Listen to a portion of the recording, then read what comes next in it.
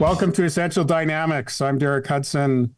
Today I'm with Dave Kane, and together we're happy to be here for another episode of the Essential Dynamics podcast. Dave, how are you? I'm great, Derek. Thanks for having me back. I guess it's starts as a summer tradition here. That's right, and we're in season 5. We had 2 fantastic guests, 4 really interesting episodes where we're trying to look for examples of system flow. And I just have a few things that were really burning on my mind. And so we thought we'd take a little bit of a detour from our esteemed guests and work together as unconstrained colleagues on this one. So I'm really interested, because it's 2025, on what leaders need from technology. What do leaders need from technology? So let's see, do you want to focus that a little bit? Because that could go all the way from, the systems and tools and stuff. You're sort of refining it down to leadership, correct? As Yeah, opposed to leaders in organizations and where they take it. yeah. What's the leadership function? And we've had episodes on different aspects of that. What's the leadership's role, and how can leaders directly, I guess, be helped with technology, and how can technology get in the way, and sometimes how it's hard to tell the difference.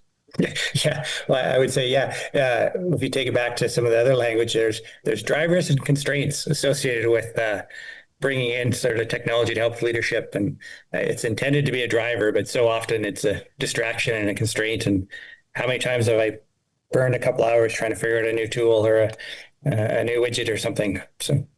Well, that distraction is a huge element when we say that the fundamental constraint of the progress of an organization is leadership attention. Mm-hmm. The capacity that leaders have to pay attention to something is the fundamental constraint of an organization, because the leader's job is to put everything in place so that an organization can get to system flow and progress. And anything that takes away from their efforts in doing the most valuable part of that is getting in the way.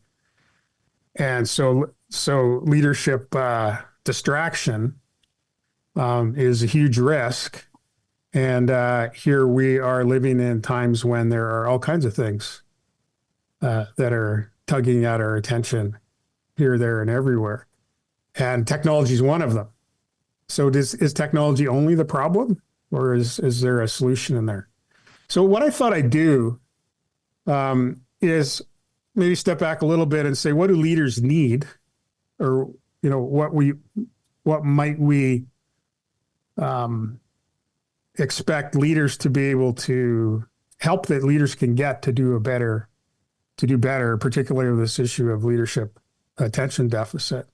And then try to apply technology tools to it, because often what we do is we pick up a shiny new tool and then we try it out on stuff.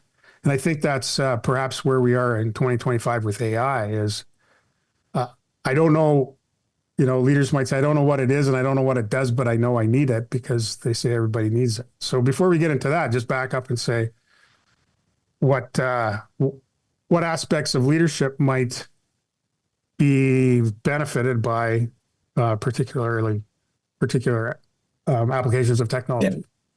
Okay, so I know in the past you sort of talked about leadership at sort of the 2 levels, one being the meta level and looking at the system from the outside, and then there's the inside side of leadership of working on the operations and finding flow and getting things to work. So let's kind of break it up a little bit and start with the inside view, and sort of look at what do they need, and I think a lot of it, to me, comes back to jump to mind, are making sense out of complexity. I mean, there's just so much information and so many pieces, and it's that just making sense of the volume. And then with that is sort of that prioritizing and setting direction. So maybe for sort of figuring out how one starts to find flow and starts to manage the operations, I think that's the piece I find leaders rely on their teams for. and they rely on sort of the supports around them. So to me, a natural place for technology is starting to help understand how do you synthesize the complexity, and then how do you help prioritize. Oh, That kind of makes sense. yeah, those are good. So the accountant in me says, well, one thing we've got is that at one level of viewing the system, the numbers add up, and they add up really, if you want to think about it very simply, they add up into two things. One is they add up into revenue. All the activities you do generate activity with the customer, and the customers get value and they pay you for it, and that's revenue. And you can have in the same organization product revenue and service revenue, and you can license things instead of manufacture. And so there's different ways to get revenue, but it all adds up. And the great thing about using dollars is you can translate different activities into a common denominator by looking at the dollars of revenue. And on the same side, there's the expenses, which we tried to capture and roll up as well. So one of the things that a leader, so say a CEO, one of their challenges is that they delegate out parts of the organization to different leaders and different people in groups like departments or divisions. And they tend to get focused on their particular activity to the point where they may not make decisions that optimize the overall flow. And so when you add up the results of those activities in terms of revenue and expenses, you see how that all works. And the CEO, and in my experience, the CFO, are kind of the only ones in the organization that are looking to see how that all works. And so any technology that will help them do that and help all of the leaders see the results of all of the system will be helpful. I've not seen that a lot, because the other thing that accountants do and accounting systems can do is divide things up into departments and divisions and account codes and subcodes. And we break things down into these little pockets where maybe somebody has responsibility. In fact, there are accounting terms like responsibility accounting and responsibility center. And so some little pocket has some person has jurisdiction over a little pocket, and they optimize that pocket. So when I hear you sort of talk through that in my non-accounting mindset, I'm sort of translating that into, it's a visibility issue, because you're using revenue as and sort of the systems of reporting it as that visibility into operations or how things are performing, and then you're putting it into a common denominator. Yeah. And so the leaders kind of need that uniform or unfiltered way of seeing everything within the organization, and then comparing the different uncomparable sections to sort of weight and go back to the prioritization. So that to me is that similar to that complexity and prioritization I was talking about. So yeah. The other part about that is once you understand that, then you look at what is the constraint to the flow of revenue. Like what limits the flow of revenue, and it's speaking simply, it's either that you are able to fill all the customer orders and you need more orders, or you have more orders than you can fill and you need more production capacity. And sometimes different parts of the business would have one and a different part would have the other. But if you look at it very simply, then what is it that limits the flow of production in our system? And then that's where you set the priority, and that's where you set the focus. And the responsibility of every other part of the organization is to stay out of the way and to have enough capacity to not become a problem. And, information can either help that or make it worse. So let me challenge you a little bit on that, because, or get you to explain it a little further, because identifying the constraints, to me, yes, leaders need help with that. And I'm curious how technology in your mind is an asset to identifying the constraints? Because for me, one of them would be identifying patterns. Mm-hmm. And technology, especially AI, is very good at identifying patterns and sort of finding the simplicity on the other side of complexity, right? It can synthesize vast amounts of information that we can't. But how do you take that technology and help a leader identify a constraint? Well, it's very, very simple. One of the things that I like to do with clients is to look at the product mix or the project portfolio and say which of these projects use our constraint to best effect and which ones don't. And so if you think about, let's just say, a law practice, you have clients that are great to work with, have really interesting problems, that pay on time, pay your rates, and are happy. And then you have clients that miss meetings, send you stuff late, complain about the bill, cause you all kinds of time to rework. And their recovery of a lawyer's hour is not quite as good as the great clients. But most law firms, accounting firms, and others don't have really rigorous ways of tracking that. And it's the same in a production system where you have a bunch of different products that some may be worth your time and some may be getting in the way of adding real value. So understanding that mix. So this isn't complex technology. No, I think it's more of a methodology or an approach or a mindset. Right. And you're using technology or, that data synthesis almost to provide the inputs to it. It's not replacing the decision making. It's just helping make more efficient use of your time to get to it. So now other applications of technology outside sort of the information of watching the flow, adding to the flow itself.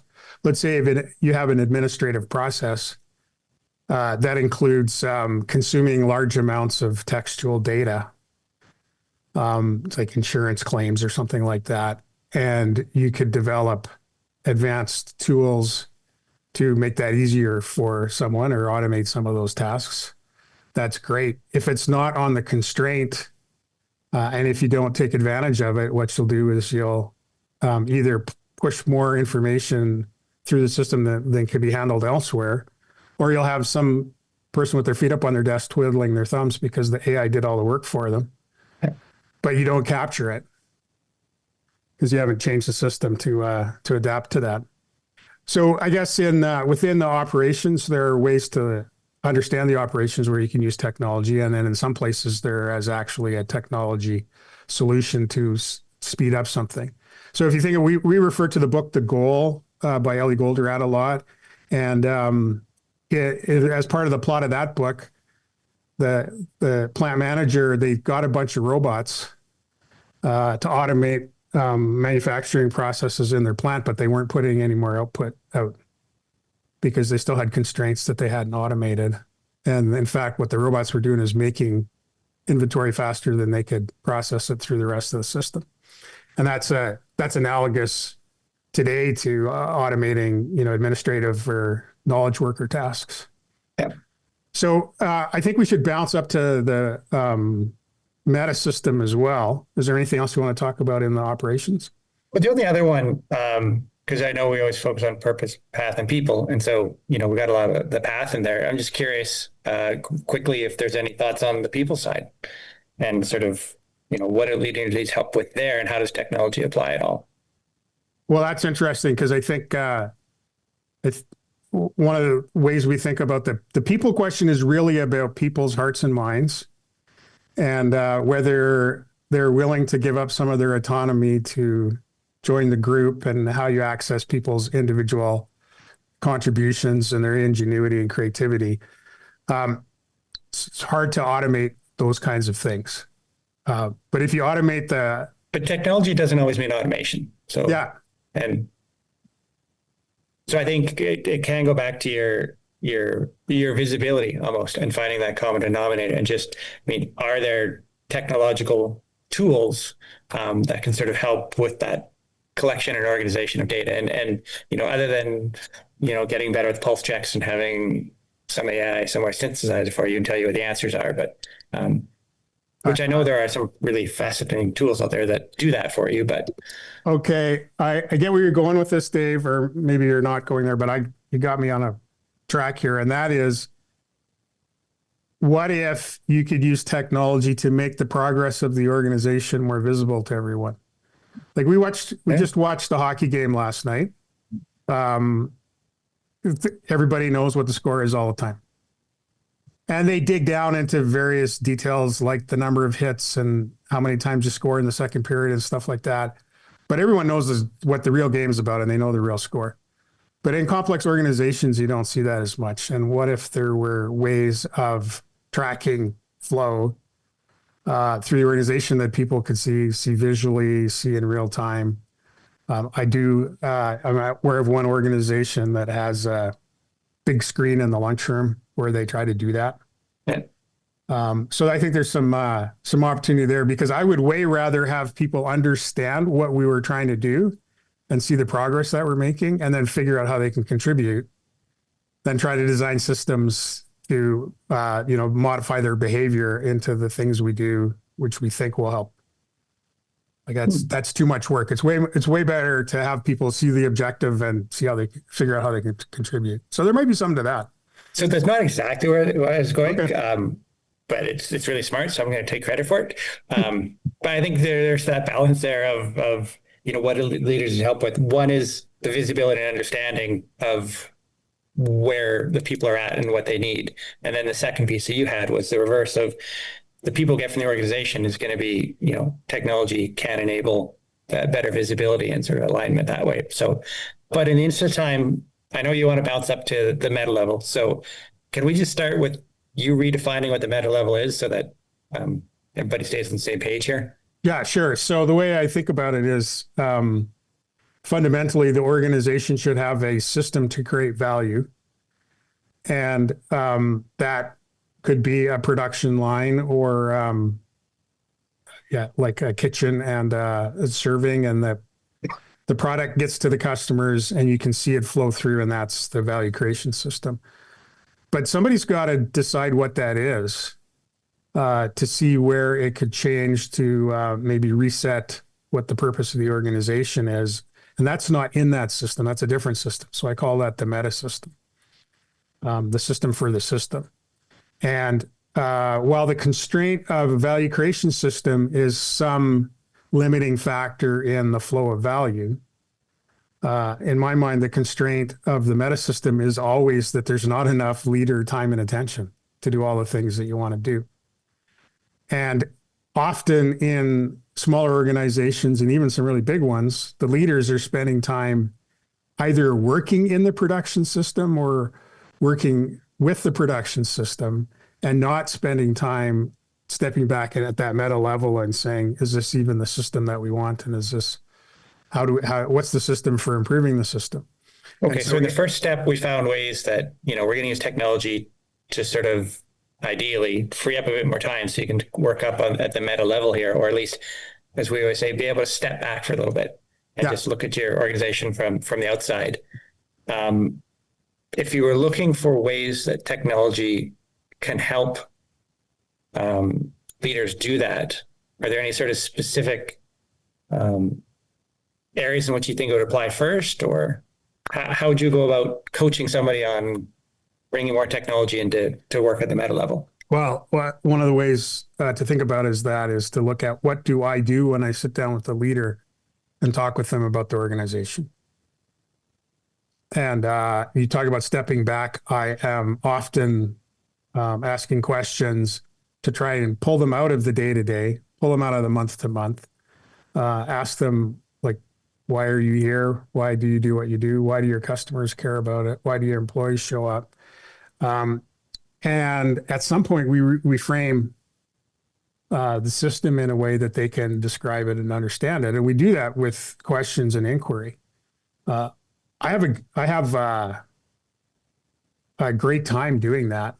It's a little bit painstaking. Leaders don't have a lot of time, and sitting down with someone like an unconstrained guide costs your time and some money. So there might be some ways, and we're certainly thinking about this, of helping leaders kind of go through that thought process independently to some point. And I would, while there might be some tools to show them the patterns of what's in the system, I would want to start with the blank sheet and say, describe the system to me the way you think about it. And then we'll talk about how they think about it and see if there are other ways to think about it. And I've seen some great progress made when people are able to do that. I mean, I think it's a fundamental principle that you cannot see the system from inside the system. Right.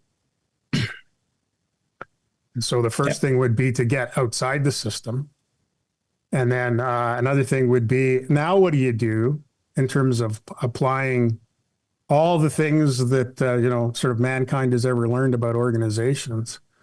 What's the one or two things that you need to understand now to move forward? And so, we created a wiki for Essential Dynamics. I had high hopes that that would be really helpful to people, but I don't think it's all that accessible, because you kind of have to formulate the questions yourself. Otherwise, you're just reading a textbook. And so I think there's more technology needed for formulating the questions than finding the answers, especially these. Yeah, and I think it is that asking of the questions, because the wiki, online seminars, webinars, presentations, technology can enable the learning, and it can sort of build that foundational educational mindset to it, or here's the framework, how you want to look at it. But what you sort of mentioned, the best ways to look at your meta system is, one is to be able to see the system and some sort of way of capturing what you're seeing and organizing that. But to get there, you have to be asking the right questions. But you also need to build that learning and that foundational education piece. And so the wiki brings those in, but you can write down a question, and it doesn't necessarily mean people are going to go down the right path with it. So if I think about what real learning is, and where that really happens with adults, is you have to have a problem. You have to have a thing that you're trying to do and you don't know how to do it. And you really want to know how to do it. And then when you might have to work to dig it out, which these days might be watching 20 YouTube videos. But then you get the answer of how to replace that part in your underneath your sink. When you need it and you get the information, and then you do it. That's real learning, and that doesn't happen very often. You can think about like an entire university course that you might have taken where that didn't happen once. But there's a big textbook and you wrote some papers and some exams, but sometimes learning happens. And if you're talking about the reality of running an organization that affects people, customers, all your employees, your suppliers and their employees and other stakeholders, this is actually serious stuff. And if you can learn the thing that you need at the time you need it, then you can make a fantastic change in the organization. But if you go to a course for 4 days and get nothing that you need in the moment, by the time you need it, and it might all be good stuff, you might not even remember where to look. So I think there's an opportunity for technology to serve up what we need when we need it. And that's one of the things I've been thinking about. In the context you need it. I mean, that's the twist, because it's certainly available if you go search for it, and then that's going to take away from your management attention, because you're going to spend hours Googling something trying to go find what you need. So what you need when you need it in the context of your thing, because we have always approached companies and said, every problem is unique, therefore every solution has to be unique. And when you go find an article or a wiki or whatever, it's that translation into my situation, my language, my problem. And I think that's where technology should be able to step in. With all these AIs out there, it's doing so good at translating things into context. So the information is available, and now we can get pieces of information. And so if we can figure out what a particular leader needs at a particular time, delivering that tidbit that's not the hard part anymore. Now, the other thing is to put it all together, because if you think about this sort of overload experience you can have it online, but you can also have it physically. If you walk into a bookstore and you go to the business section next to the self-help section, and you say, I think I would like to run my business better. And then you start looking at the titles and you're like, I don't know how to do any of that stuff. I need all of those things. I don't know where to start. And so we need some help in, zeroing in what's the critical thing in your organization that you could change, and then put in front of people when they're hungry, the thing that they need to be able to make that change. Because now what we have is we have Derek the guide, who has probably read most of those books, and you sit down with him and he's pulling the pieces that are most relevant for you, and sort of bring it into the context that you want. So we just need technology to go that route of my situation, my Derek, help me where it goes. So yeah, I think there's a lot of potential for that, and I want to talk about that in our next episode. I guess the other thing that I'll just put out there is you can get it close and not quite right. And so the challenge with this technology we're facing today, just like all other technology we've had in the past, is its capacity to do the wrong thing at increasing levels of efficiency. Yeah. And so when we're talking about, we need that one nugget of information at the time in context for the thing we need to do. Now what we have are these taps that we can't turn off. You said, well, you could Google it. Okay, if you Google it, you get a hit, you go to a website. If you go into the AI services that we have now, you can get a 20-page document with references. You could actually even get it to change the name, and then you could send it to your board. And then they would be overwhelmed. And so there's the potential for being overwhelmed with information which looks like it's on point. That's a real potential waste of time. Yes. And you can look like you're doing good work, but it could be a huge waste of time. And I think that sort of takes us all full circle here, if I can kind of wrap it up, of that risk of technology helping leaders is that distraction, or providing not what they need and just too much of it. So when we talked about it, what leaders need, especially when we're looking internally at the operational or below the meta level, I think technology is a long way along in that process of providing clarity, speed, scalability, resiliency to all of these data things. And there's ways to go, but that's certainly where it's an asset today. I think what you sort of touched on, though, is at the meta level, I don't think we're quite there yet. I don't think the tools are widely available that are going to help people reflect on that. And I think that's where the opportunity lies.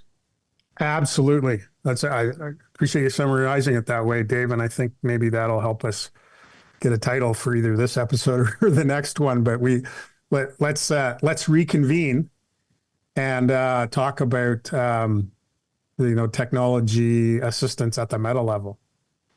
Let's dive into that one at our next episode. So with that, thanks very much for that conversation, Dave, and thanks to Bryn Griffiths for recording this and helping us sound, if not intelligent, at least coherent. If not coherent, at least clear. Yeah. And thanks for that. And Dave and I are with Unconstrained, and you can find us at Get Unconstrained and on the line. And until next time, consider your quest.